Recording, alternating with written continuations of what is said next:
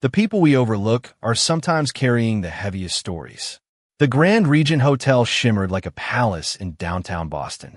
Crystal chandeliers glowed above marble floors, and the soft sound of a piano floated through the ballroom while wealthy guests laughed behind glasses of champagne. Men discussed business deals. Women admired jewelry that sparkled beneath the lights. It was a charity gala meant to celebrate generosity, yet very few people seemed to notice the workers moving quietly around them. Jasmine Turner carried a silver tray between the tables, her black service uniform pressed neatly despite the long day she had already endured. She had stocked shelves at a grocery store that morning, cleaned offices all afternoon, and accepted this catering shift because another hospital bill had arrived for her mother. The envelope still sat unopened in her apartment because she already knew the number inside would be frightening. Her feet hurt. Her back ached. But she kept smiling. She placed a glass of sparkling water beside an older couple and turned away. Nobody thanked her. She was used to that. In places like this, she was invisible. As she crossed the ballroom, a sudden gasp broke through the music. A woman in an elegant white gown stared down at a dark stain spreading across the front of her dress. A glass of red wine had tipped on the fabric. The piano stopped. Conversations faded. Every head slowly turned. The woman lifted her eyes and looked directly at Jasmine. Caroline Whitmore, one of the city's most influential donors. "You," she said sharply. Jasmine froze. "Mom." Caroline pointed at her dress. "Look at this." Jasmine glanced at the stain and then back at the woman. "I'm sorry that happened." "Saw thee." Caroline took a step forward. "You ruined my dress." Confusion crossed Jasmine's face. "I did not touch your table, ma'am." A few guests exchanged awkward looks, but no one spoke. Caroline folded her arms. "So now you're arguing with me?" Jasmine tightened her grip on the tray. "I'm only saying that I was over there." Her voice remained respectful, but her cheeks burned with embarrassment as dozens of strangers stared at her. Caroline looked offended that anyone in a service uniform would defend herself. Unbelievable. She stepped closer. "Do you know how much this dress costs?" Jasmine lowered her eyes. "No, ma'am. Of course you do not." The words hung in the air. Nobody moved. Nobody interrupted. Jasmine felt the familiar sting of humiliation, but she also remembered her mother's voice. "Never let anyone make you believe you are worth less than they are." Caroline pointed toward the stain again. "Get down and clean it." The room became completely silent. Jasmine slowly lifted her head. Her hands trembled, but she remained standing. "I am sorry, ma'am," she said softly, "but I cannot do that." A murmur moved through the crowd. Caroline's eyes widened in disbelief. Then her expression hardened. She stepped even closer and lowered her voice. "Wipe it off," or before Caroline could finish her sentence, a calm voice came from the entrance of the ballroom. "Or what?" The words were not loud, yet they carried through the room with surprising force. Every head turned toward the doorway. A tall man stood beneath the crystal chandeliers wearing a perfectly tailored black suit. The collar of his shirt revealed the edge of a dark tattoo on his neck. His expression was calm, almost unreadable, but the atmosphere in the room changed the moment he stepped inside. Ethan Mercer had arrived. Caroline blinked in surprise. "Ethan." A nervous smile appeared on her face. "I did not know you were attending tonight." He did not answer immediately. Instead, he looked at Jasmine. She still held the silver tray, her hands trembling slightly from embarrassment. Then he turned his attention back to Caroline. "I asked a question." His voice remained steady. "Or what?" The smile disappeared from Caroline's face. "This woman spilled wine on my dress." Ethan looked at the stain and then at Jasmine. "Did she?" Caroline crossed her arms. "Obviously." He slowly looked around the ballroom. "Did anyone see her spill the wine?" Silence. A few guests suddenly became very interested in their champagne glasses. Nobody spoke. Ethan nodded once. "Interesting." He walked farther into the room. The crowd quietly stepped aside to make space for him. He stopped a few feet from Jasmine and studied her face. She looked exhausted, as though the day had been much longer than this single evening. "What is your name?" he asked gently. "Jasmine Turner, sir." He repeated her name softly. Jasmine Turner. Something in his expression changed for just a moment, though he could not explain why. How long have you been working tonight? She looked confused by the question. About 5 hours, sir. And before this? I finished another job this afternoon. Another job? She nodded. Yes, sir. He looked at her carefully. How many jobs do you work? A faint blush touched her cheeks. 3. A murmur moved through the ballroom. Ethan frowned slightly. 3 jobs? Yes, sir. Why? Jasmine lowered her eyes. My mother is ill. The room became quiet again. I help pay for her treatments. Ethan's expression softened. And you work 3 jobs to do that? She nodded. I try. The simplicity of her answer seemed to surprise him. Does your mother know you work this much? A small smile appeared on her face. She would be upset if she knew. A few guests smiled sadly. Ethan continued watching her. There was something familiar about her voice, her kindness, even the way she answered questions without complaining. What did you do before all of this? He asked. Before the 3 jobs? Jasmine looked puzzled. I was studying nursing. Why did you stop? She hesitated. My mother became sick. Ethan remained silent for a long moment. Then a strange memory surfaced in his mind. A hospital room. A late night. A doctor speaking about an anonymous blood donor. He looked at her again. Miss Turner, he said quietly, have we met before? The question seemed to surprise Jasmine. She looked at Ethan for several seconds before slowly shaking her head. I do not think so, sir. He continued studying her face. There was something familiar about her voice, something buried in a memory he had not touched in years. Have you ever volunteered at St. Gabriel Medical Center? He asked quietly.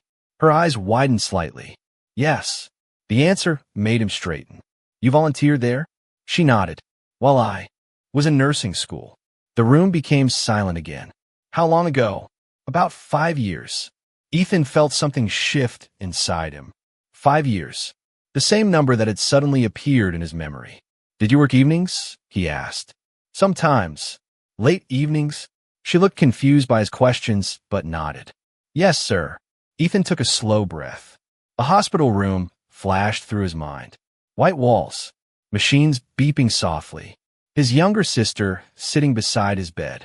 A doctor telling him that someone had come forward to donate blood when time was running out. He had asked for the donor's name, but the answer had always been the same.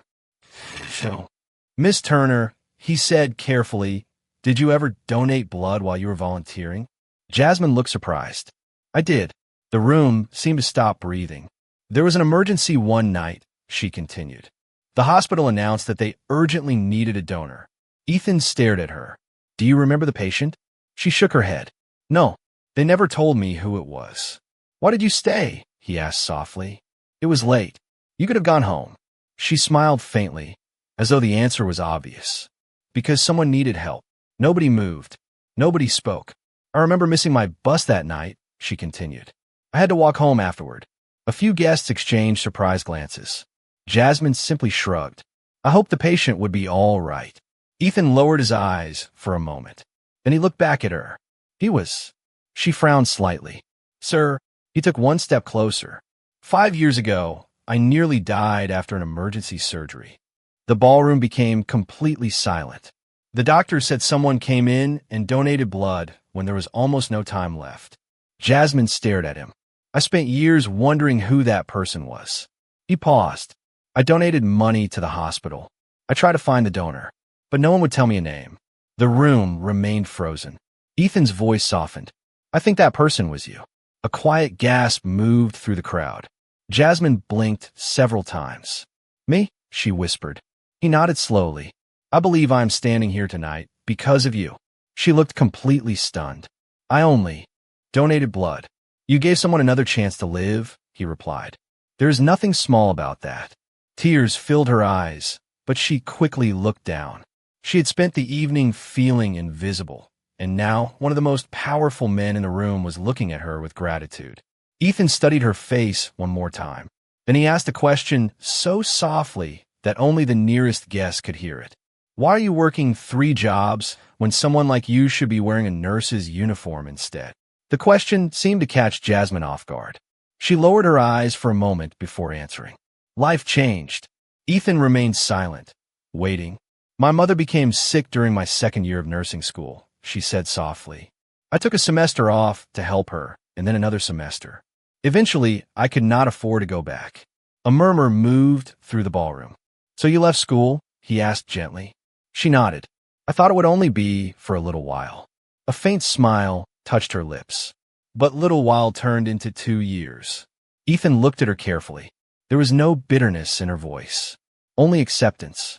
And now you work 3 jobs? Yes, sir. Every day. Most days. He looked at the tray in her hands, the tiredness beneath her eyes, and the shoes that had clearly seen too many long shifts. Then he asked quietly, why did you never ask for help? Jasmine seemed surprised by the question. Because everyone has problems. The answer made several guests lower their eyes. I did not think mine mattered more than anyone else's. The room became very still. Caroline looked uncomfortable for the first time that evening. Ethan folded his hands in front of him and took a slow breath. You gave blood to save a stranger, left nursing school to care for your mother, and worked 3 jobs to keep her treatments going.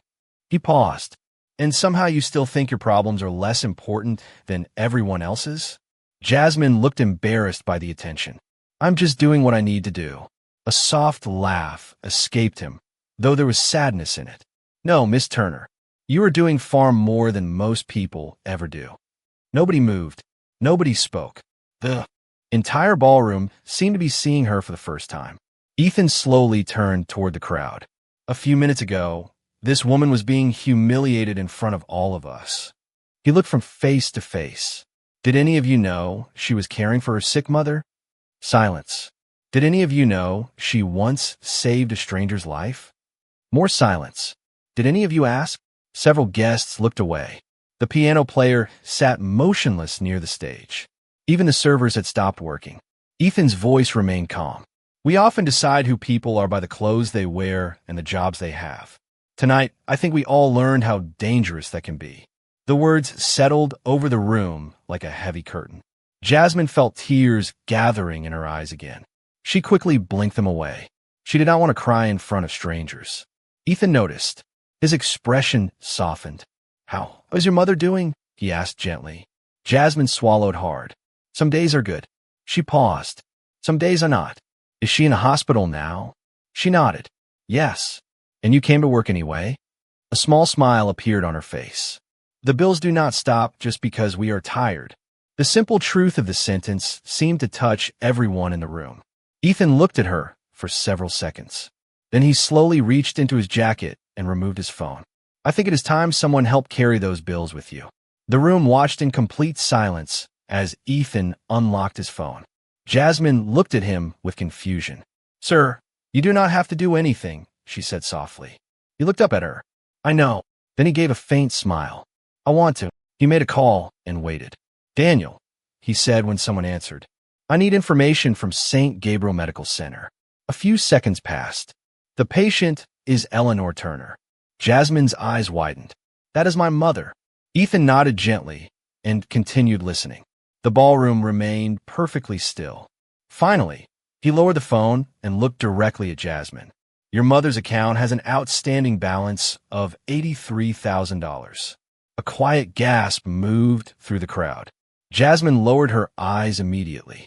Hearing the number spoken aloud somehow made it feel even heavier. I'm trying to pay it, she said quietly.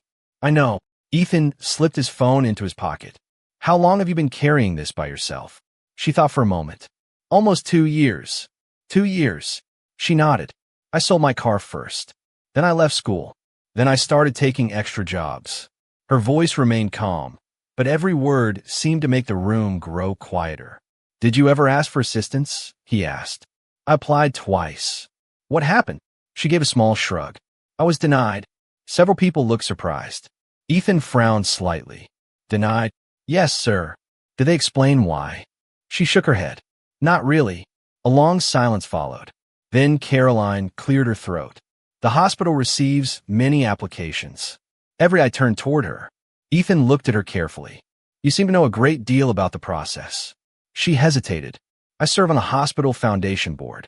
The answer changed the atmosphere in the room. Jasmine looked at her with surprise. You work with the hospital? Caroline nodded slowly. Ethan's expression became unreadable. The Foundation Board oversees the financial assistance program, does it not? Caroline did not answer immediately.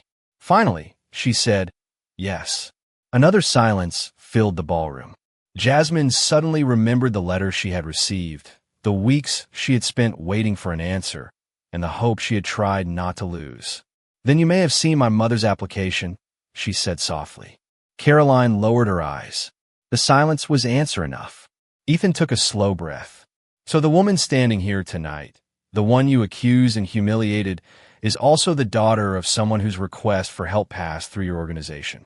Nobody moved, and despite everything she has done for others, she was left to carry $83,000 of medical debt alone.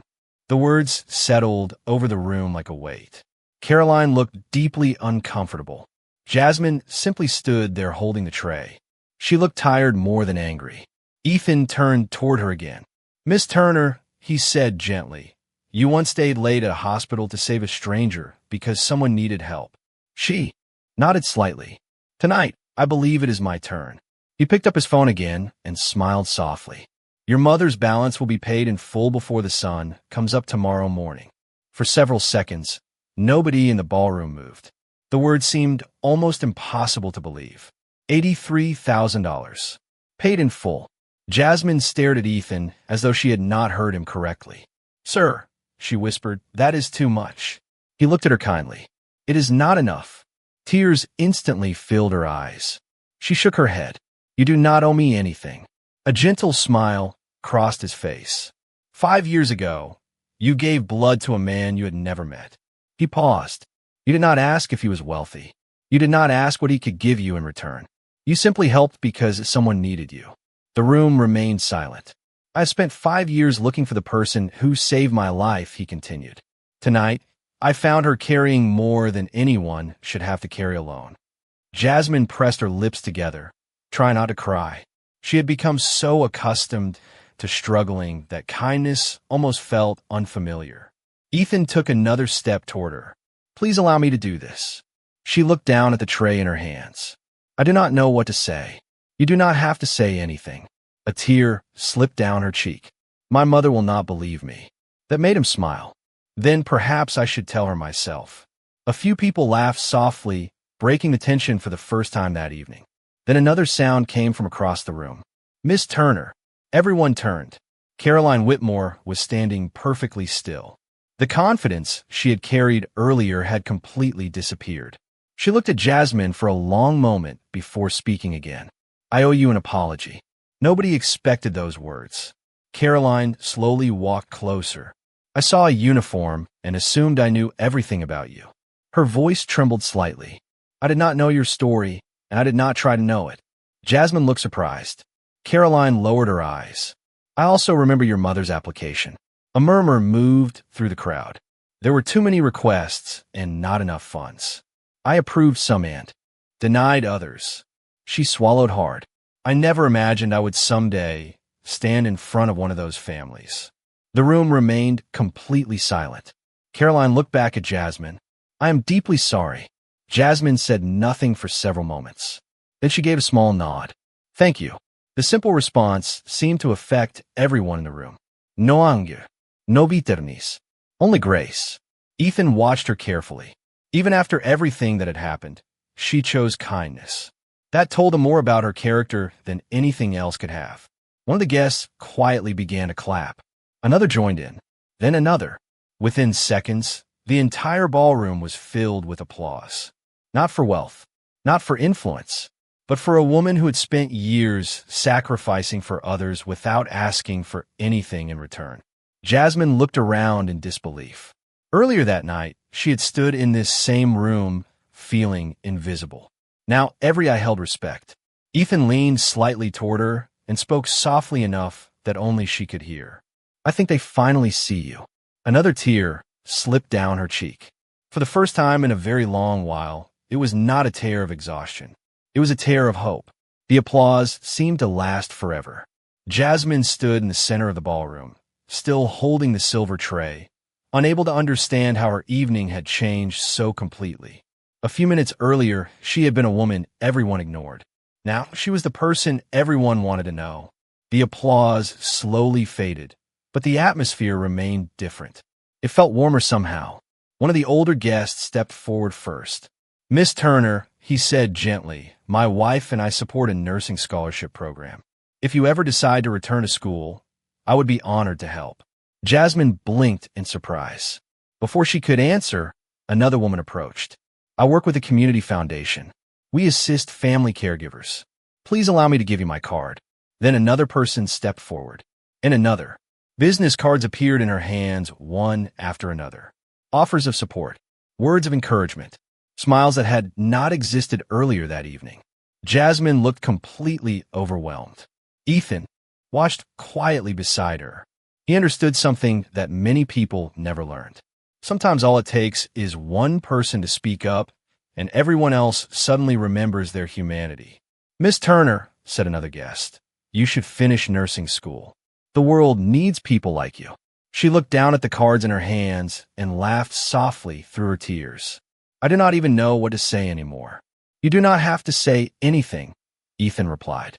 "You have already done enough." She looked up at him. "Why does this feel like a dream?" He smiled faintly.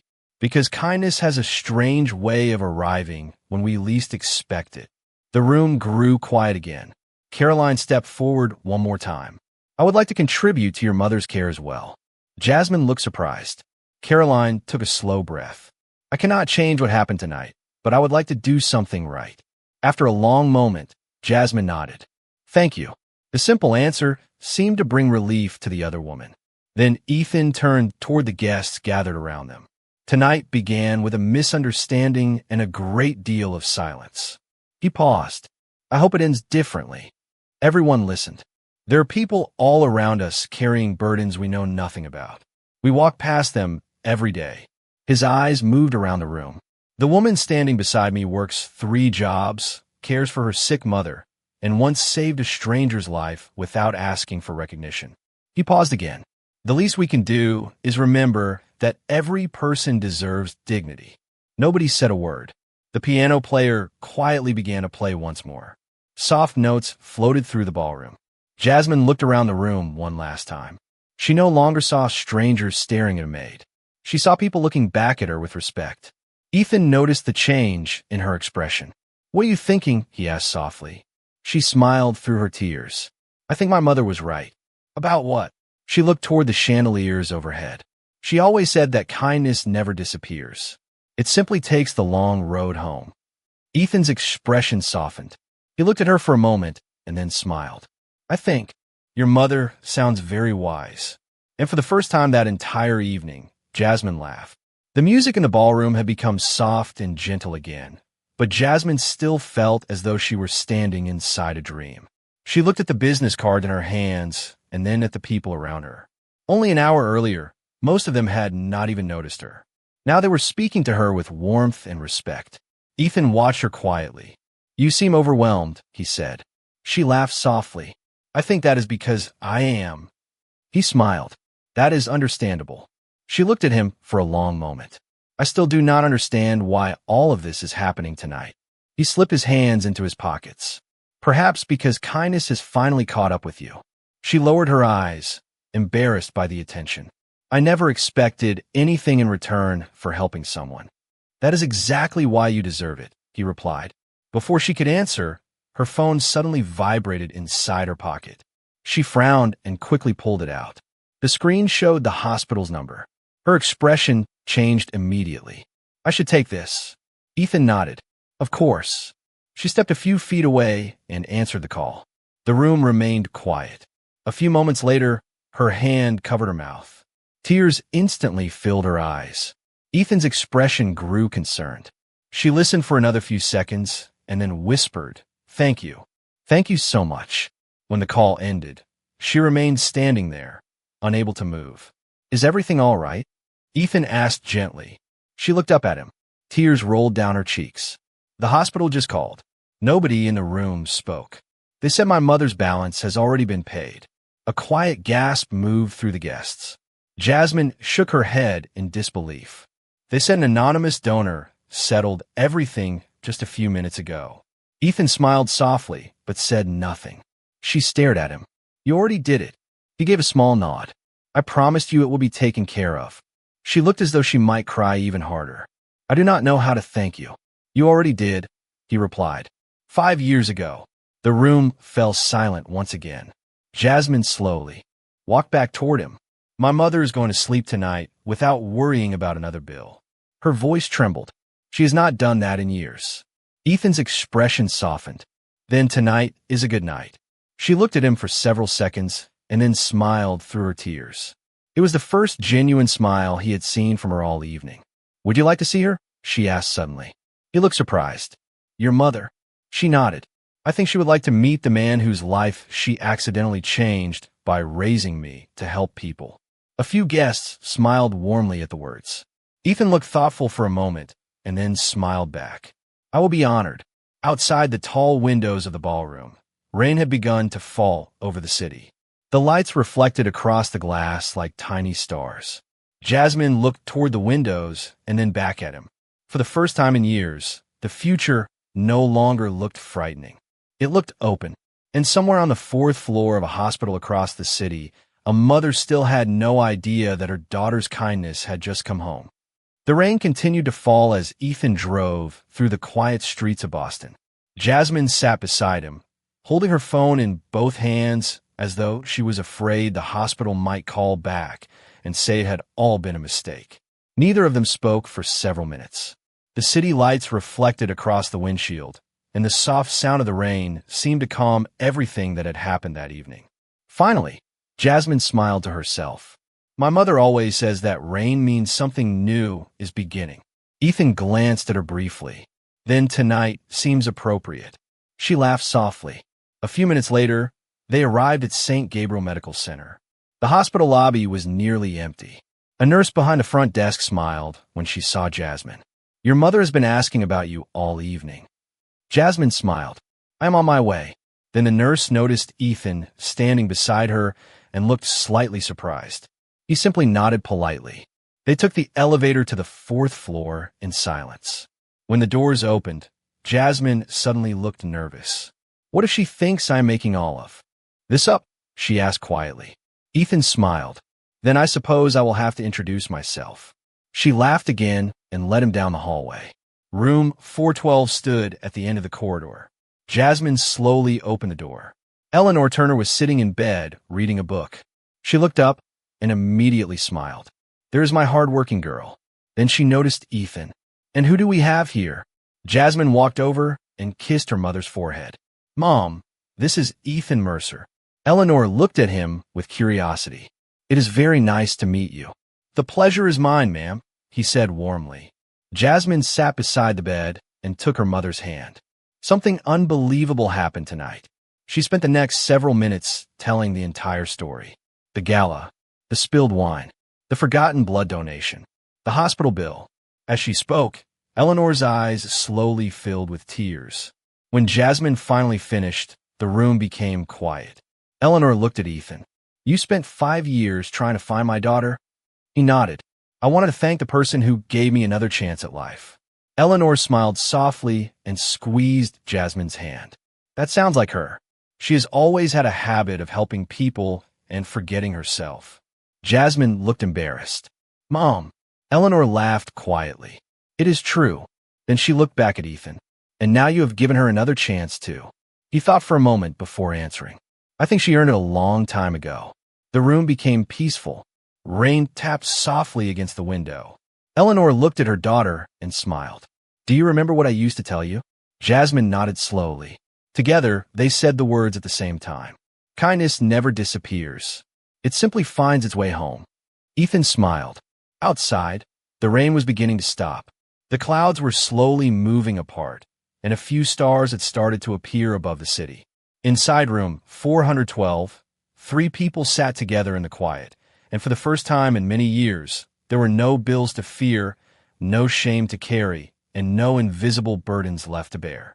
There was only gratitude, dignity, and the gentle feeling that sometimes the world remembers exactly who deserved a miracle.